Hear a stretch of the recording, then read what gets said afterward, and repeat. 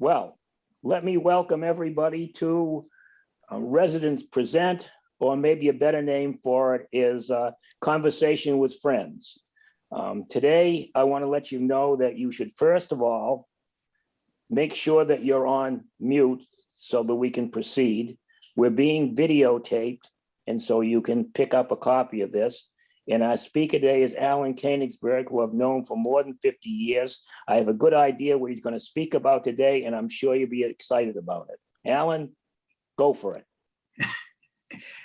I am not accustomed to speaking to my screen and the little camera above it. I'm much more comfortable speaking to an audience. So I have pre-recorded this, and I'm going to show you the first half of it, which is essentially my bio, and then I'll stop it and answer some questions. And by bio, in this particular case, I mean, it's just going to tell you about me. There's no aside stories and things like that, because in my history of 4 careers, there's a lot of stories. So I'm going to start it right now, and I hope you enjoy it. Before I start my history piece, I'd like to tell you something about me. I was born in 1940 in northern New Jersey, and I lived in northern New Jersey until 1958. My father, uncle, and grandfather were all printers. I was actually setting type in my father's little shop when I was 8 years old. So after finishing high school, I went to Carnegie Institute of Technology, which is now Carnegie Mellon University, for a BS degree in printing management. After graduating, I joined a very large printing company on Long Island in New York. And we printed Q Magazine, Consumer Reports, Mad Magazine, Opera News, programs for Lincoln Center and the World Series, and many trade magazines. We had 450 employees running 3 shifts a day and sometimes 7 days a week. And during this time, I experienced the transition of the printing industry from letterpress to offset, from metal to film, and the introduction of the zip code. After shutting that plant down, and in 1969, we offered all 450 employees the opportunity to move to our other company's location in Concord, New Hampshire, where there were 750 employees. 9 of us agreed to do that. The others decided not to. So some of us who moved added 4 families to the Reformed Jewish Temple in Concord, and it was only 60 families when we got there. In this plant in Concord, New Hampshire, we printed the Atlantic Monthly, Saturday Review of Literature, Consumer Reports, Financial World, Classic Comics, and many trade magazines. The company gradually expanded to 5 plants from Maine to Florida. My responsibilities covered all of these plants and involved quite a bit of travel. And all of my responsibilities were on the manufacturing side, no sales responsibilities. My involvement in the plants were 3 shifts a day and 7 days a week. And I was also very involved in the graphic arts industry nationally. So this kept me busy. After 20 years with the company, I decided to leave and start a company with partners in Concord that did direct mail processing. That's inserting into envelopes and mailing stuff and printing placemats for Burger King. Once again, it was 3 shifts a day, many 7 days a week, and we had about 100 employees. 4 years later, I sold my portion of the business to my partners, and I bought a video store It was 1985, and I knew little about retail. The business was half retail, VCRs, TVs, and other video equipment, and half video rentals. Once again, I got involved nationally, so I had a lot of contacts. Quickly, I exited the equipment sales. I did not want to be in competition with Lechmere and Sears and all the other companies, and I concentrated on video rentals. 10 years later, I went to a conference in California, and at the conference, they held up a little silver disc, and they said, "This is the future. It is a DVD. It's much better quality, it doesn't wear out, and it takes less space. But here's the deal. Instead of charging you $65 for a VHS tape of a good movie, we're going to charge you $23 because we want you to sell us instead of renting it." And I came home and I said to Helene, "That's it. I'm not going into the retail business. I'm in the rental business." So 10 years after I started, I sold 5 video stores doing $2.5 million in sales at an average of $6.50 a transaction. That's a lot of customers. It was June 30th, 1995, and that turned out to be the absolute peak value of the video stores. I got enough to retire at age 55. Now, how did I know that it was the absolute peak? On the day that I sold, a company named Movie Gallery, which was the 3rd largest chain in the country and was traded on the New York Stock Exchange, was at a price of 55. A year later to the day, they merged with the company that I sold to at a stock price of 26. And 3 years later, in 1999, the stock price was 3. So now, without the video business, I still own some software that we had developed during my time in the mailing business. So I focused on that and on helping small businesses in the Concord area with all that I had learned over 35 years. I sold that software business in 1999 and have been helping small businesses since then. One business that I helped started in his garage at age, I think he was about 30, in 2001. He was selling used motorcycles on eBay. First his own bikes, and then he would go to the neighbors and find motorcycles.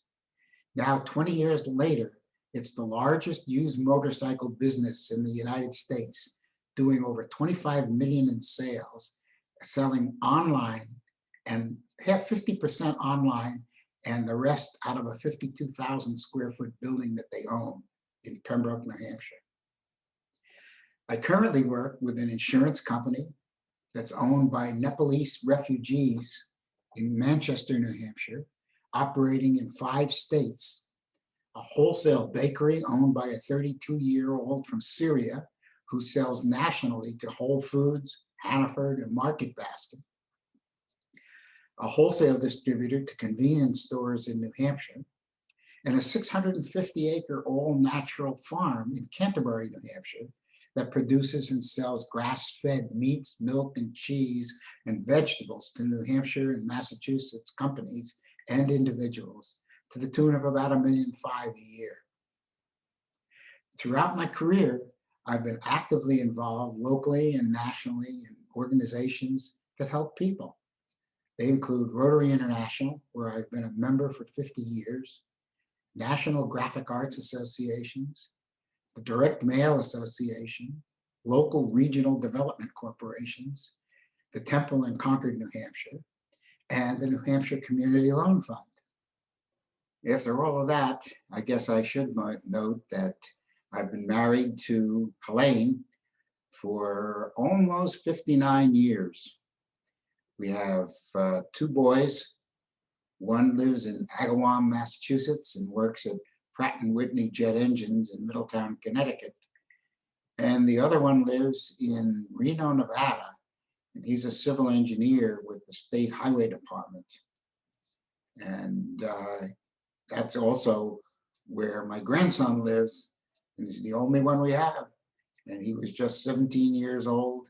And he's into sailing, skiing, and mountain biking. And now for something completely different. So if anybody has any questions about all of that, you know, sometime when we can talk face to face in the great meta room, I can tell you some stories from the various businesses and things that I got involved in. But if anybody has any questions? And where did you ever have time to sail? That presents a story. There were two. The first one was the fact that we were in a sailboat race on Lake Winnipesaukee with a crew of, I think, 6. And there's a picture of me standing, this is a 27-foot boat with my tiller between my legs, holding not a cell phone, a bag phone, talking to the plant. And the other was, I had worked something like 9 straight weeks, and Helene found a deal, and for the first time in our lives, we went to Europe skiing with a group, because that was the only way she could figure she could get me away from there, and I couldn't make contact because of the time difference. So there wasn't a lot, but I made it work. The video was 7 days a week, but I had really good employees. This is a story that I heard. We were cruising in Maine. That means probably 10 to 15 boats going from point to point. And we were in Boothbay, and we had a speaker. And he told us a story that was absolutely incredible. And I was so impressed that I've tried to present it to you. And I hope you enjoy it. It's very interesting from my viewpoint, because it's an interesting history. So let me start it. The story I'm going to tell you starts in the late 1600s, but also takes place in the 1980s. It takes place in New York City and Lower Manhattan. And we need to see what Lower Manhattan looked like in the 1700s, actually the late 1600s. So as you can see, the city was much smaller. This is the outline of the city in that point. Here's Wall Street. And this is Pearl Street. And the property we're going to talk about is this dark area, 175 Water Street, which was right on the edge, but really was out in the mud flat. And that's all this is, nothing but mud. The land was unusable. You know, the city was much smaller, and the mud flats prevented transatlantic ships that were coming into the harbor to get near the shore. So they were unloaded onto barges to bring the goods ashore. So what the city did in roughly 1700 was, early 1700s, was they gave the property owners money. And they said, here's the deal, we'll give you the money if you will expand your property out to deeper water. We'll give you 10 years to do it, but you had to provide a dry quay 200 feet out so that the ships could land.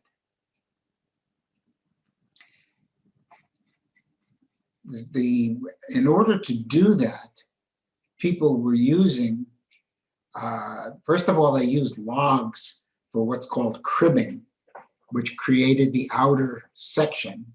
And they used rocks and translated soil to fulfill. And they used they used abandoned ships for the outer wall so that the ships could be docked against that. And they filled the site. Once the site was filled, the property owners at the 175 Water Street address built mostly small buildings, shops, fish markets, chandleries, and related marine services. And there were wood houses there until roughly 1956 to 1960.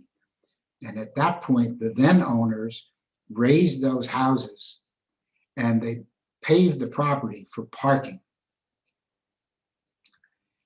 So in 1981, a British real estate development firm bought the land at 175 Water Street to build a 30-story building for AIG Insurance Company. New York City, for any type of a property like this, requires an archaeological dig paid for by the development before any construction can begin. Test pit number 4 showed a ship, and the ship had, you could see, organized wood beams. So in January 1982, which was the point of the beginning of this archaeological dig, Warren Rice and Shelley Smith were both college grad students. And the result of their efforts was 30 years of research that went on from there, paid for by the developer. So they were given 1 month by the developer. Unfortunately for them, it was February in New York City. The hull, when they got to it, was filled with construction debris. They could see the beams. It was obvious that it was a ship. And they began the excavation. It was snowing, it was cold, and every night they had to flood the entire site with seawater and then pump it out again in the morning, because the parts of the ship could not be exposed to the air. They would deteriorate in a day, so they had to be kept submerged. Because part of the ship was under Front Street, that part could not be excavated, and that was the back part of the ship. There was an excavation team of 34 that worked on wood. 34 was a wood recording team, and 4 measured, sketched, and recorded everything as was required by New York City. The lead archaeologist, as I said, was Warren Rice. He used this project for his PhD dissertation at University of New Hampshire. And Shelley Smith, his friend, was at Texas A&M. And they removed everything they could in the 1 month. That was all they had. And they lifted the stuff out and put it into, on site, tanks of salt water for immediate preservation. And then using trucks that had tanks of salt water, all of these pieces that they could salvage were shipped to the Mariners Museum in Newport News, Virginia. It was the only place they could find that had the capabilities and the research expertise to be able to preserve and research the materials that they had found. Having been encased in mud over the 30 years, over the 230 years, had both positive and negative effects on the wood. The metals corroded and disappeared. Of course, ships like this were put together with wooden pegs rather than nails and pins. Normal organics like wood, leather, and bone are subject to attack from bacteria and fungi. And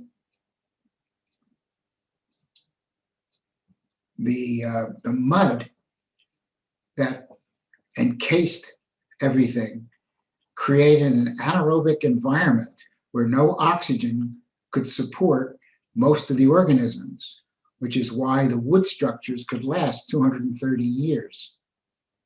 They could not last more than a couple of days once they were removed. So everything had to be kept submerged in salt water. At the Mariners Museum, everything was stored in holding pools of water with polyethylene glycol, PEG, gradually preserving the wood over the years as the PEG took the place of the water in the wood. And all of this was paid for by the developer.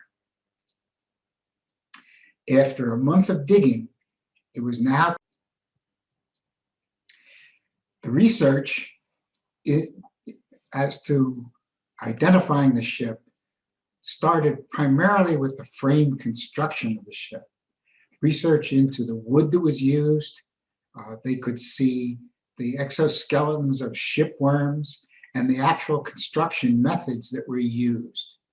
The bow construction was key because the beams that supported the bow were vertical, and the British building in Europe did not, in the UK, did not use that type of construction.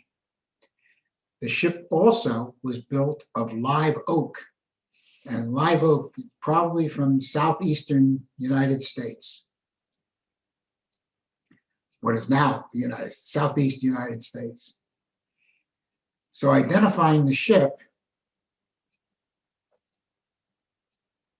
was the next step. Show you a picture of the ship. This is what they felt they were looking at. The ship was a three-masted merchantman. And based on the patterns of construction, as I indicated from the bow, the way some of the other things were done, it had a very shallow draft, which allowed it to sail into most bays, rivers, and harbors on the east coast of what's now the US. The deck was sealed, which was to protect the cargo from moisture, so that it was probably not primarily logwood or things like that.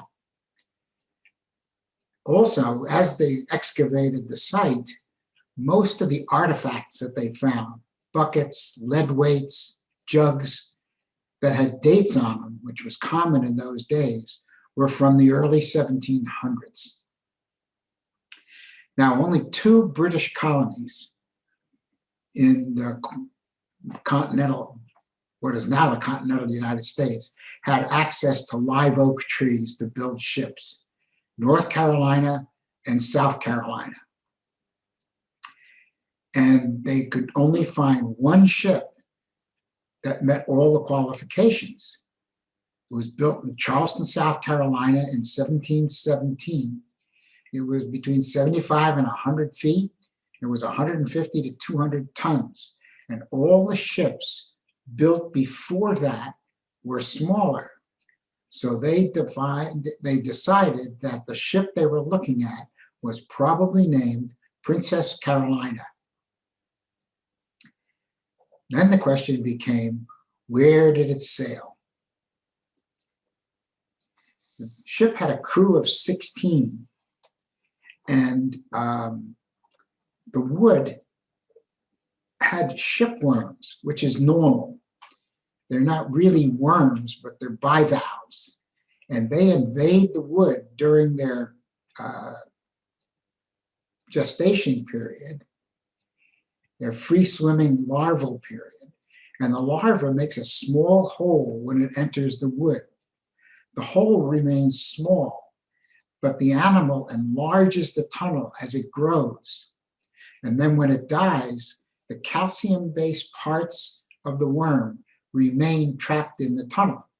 And these remain and can be used to identify species of shipworm, even when the animal's been dead for more than 230 years. By identifying, they identified 3 species of worms from the area of the Pacific Islands, Southeast Asia, Indonesia, and the Philippines, and also from the Mediterranean and the Caribbean, and from South America and the Indian Ocean.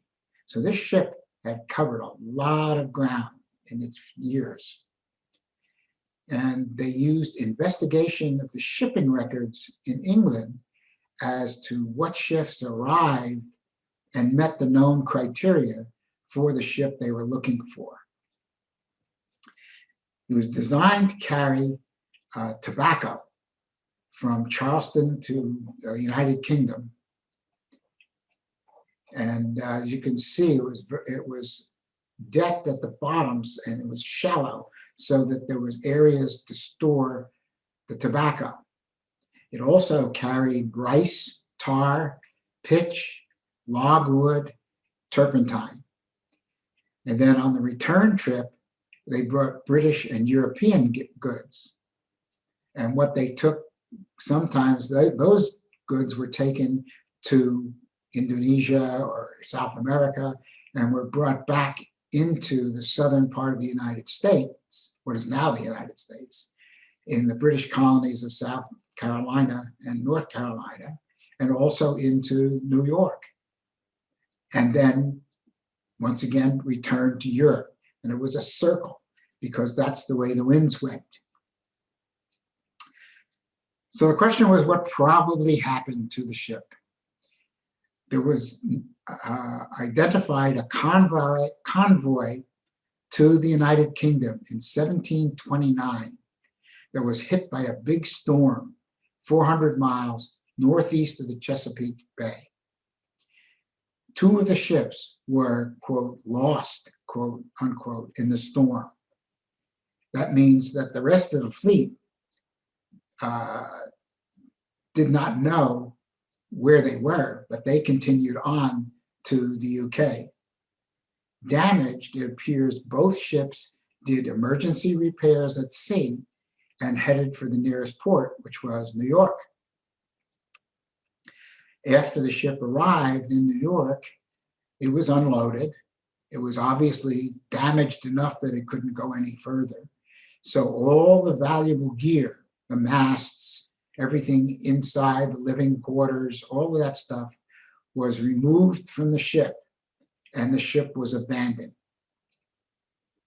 From that point on in New York City, it was used for storage as a floating warehouse. And that lasted about 15 years until the ship was decided that it would be better used for fill. And that's when the ship was moved to 175 Water Street and buried as part of the land that on which the eventually the AIG insurance building would be built. And all the excavation and future preservation was paid for by the developer. Okay, so that's the story. Wow, what a story. I'm sorry I jumped in a little late, but what I've heard was incredible. So anybody have any questions? Alan, what does the developer have to pay? Do you have a price on that? You got to put it in 1980s dollars, although it's been going on for 30 years.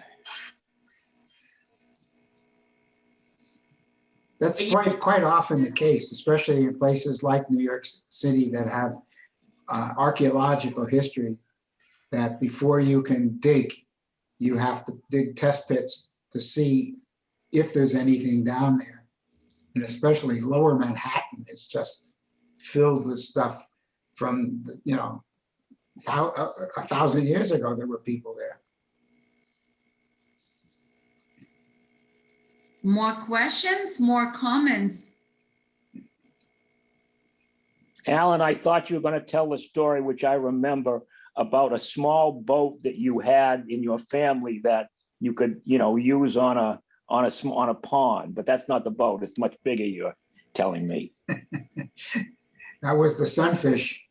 No, it was a motorized, wasn't it a little motorized once sailboat that you talked about that you didn't go on it, but you could do it with a machine or something like that. You know, I'm not technically involved.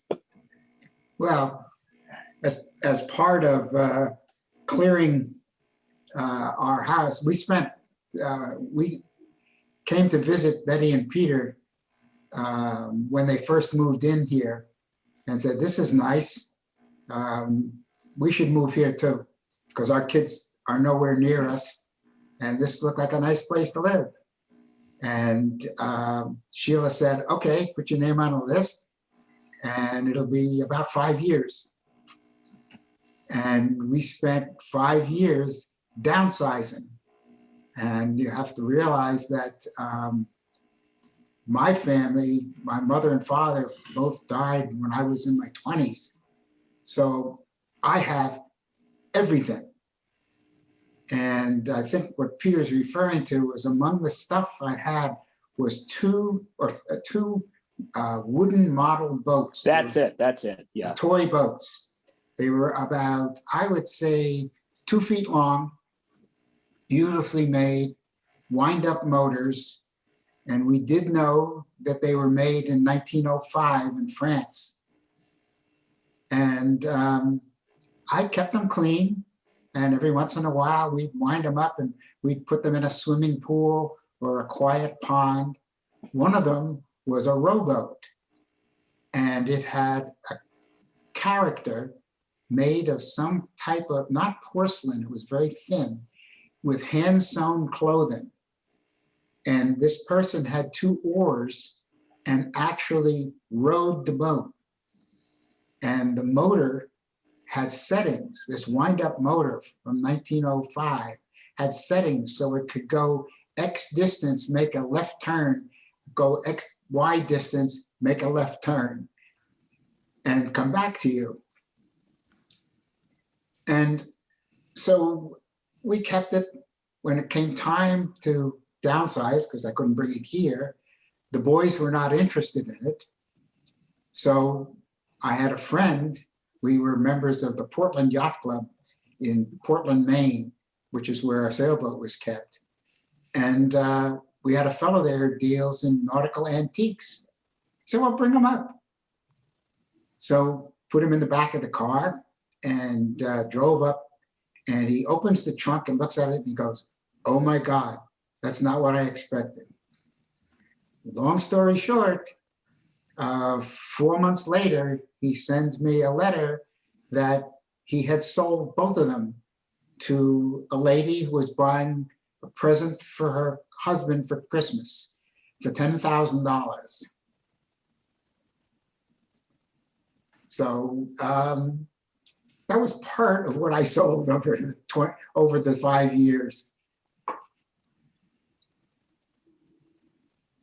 So Alan, can you tell us, I sort of missed it. What was your relationship to this project? How did you get so interested in it? And what was your relationship? We heard it as a speech to a group from our yacht club. And the gentleman that did this lives in just outside of Booth Bay, Maine. And as I said, he got his degree from the University of New Hampshire. And he did a presentation, and it was just stunning to me. I love history, and that's most of what I read. And to learn about this area of Manhattan, Manhattan, most of what I've been reading has been the Jewish stuff about the 1890s. My family, my well, my great-grandfather came in 1863. And most of that is in lower Manhattan. And to see this and understand what was going on before it was ever Manhattan was very interesting. And we've been down there. That is about 2 blocks south of the South Street Seaport Museum, which we've been to a number of times, and that's just below the Brooklyn Bridge. So it was history, and to see this and how the research was done was really interesting. And we've been to South Carolina. So there's another ship down there that is another story. It's the first submarine that was ever successful, and it actually exists in a tank. Thank Alan, the New York, they expanded the land. That was part of what they did. They did the same thing in the Back Bay in Boston. Are there any stories that you've read about Boston and what they found when they expanded in that area? Well, the question is, what was the history as they expanded? No, I haven't read much about that. Most of what I have read of Boston has been revolutionary, the revolutionary period. Well, there was not only the expansion, actually much of the fill that was brought into the Back Bay comes from this area right here where New Bridges exists. But there was also a very interesting piece related to the building of the Big Dig, the underground artery that went through Boston, which uncovered the mud down to 120 feet. Excavations were made into the mud below grade, exceeding 100 feet. And there was a lot of interesting artifacts that were recovered during that construction that might be of interest to you or others. It was a very interesting part of the history of the evolution of not only Boston, but the whole construction of that Big Dig and what it entailed and what it uncovered and the historical artifacts that were retrieved. I followed that Big Dig from the day they put the first shovel in the ground. You did. In addition to the fact that it made it difficult for us coming from Concord, New Hampshire to go to New York to get to Logan Airport. But it was a It's a lot easier since. Huh? It has made it a lot easier since. Absolutely. You know, we used to fly the Eastern Shuttle. Since you like history so much, I was struck by something you just said, having a great-grandfather who came in 1863. He's coming Yes. right in the middle of the Civil War. I wonder if there aren't a lot of stories. Well, he was 18 years old. So I don't think he got involved in that way. And my research shows that he was primarily in Brooklyn. And he shows as at one point, a cigar maker and another as a tailor, which was standard things that the census people used. But sometime after that period, he moved to northern New Jersey, to Jersey City. But I'm back to his parents in Germany. So I keep working on the genealogical thing. How long have you been at Newbridge now? We moved in May of 2019. So what's that, about 19 months, 20 months? No, it wasn't that, 22 months. You came just about the same time we bought in to our unit here. We're new, we haven't met. But anyway, hi, I'm Larry. Where are you? Crone. No, whereabouts? We're in right at the corner of the apartments in the 3000 building, 3124. No, we're in a cottage. Uh-huh. Alan, I never asked you the question, but Kanegsberg is a town in Germany named Königsberg. Is Right. there any relationship between the two, the name from where you came from? No. No, That's they a good were answer. in, my memory is not that great. The town that they were in is, my research now has to involve Poland, but they said Germany. It was Germany at the point that he came. But it then became Poland, then became Germany again, back and forth. I have relatives that had come from Königsberg, but that's my parents' relatives. Because of Shidduch. No, I don't think they knew each other. We didn't meet until New Jersey, so what can I say? Well, any more questions? If there are no more questions, or if Alan has anything to say, or any corrections from Helene, we can go forward. But thank you. Thank you all for Thank coming. you. Thank you, Alan.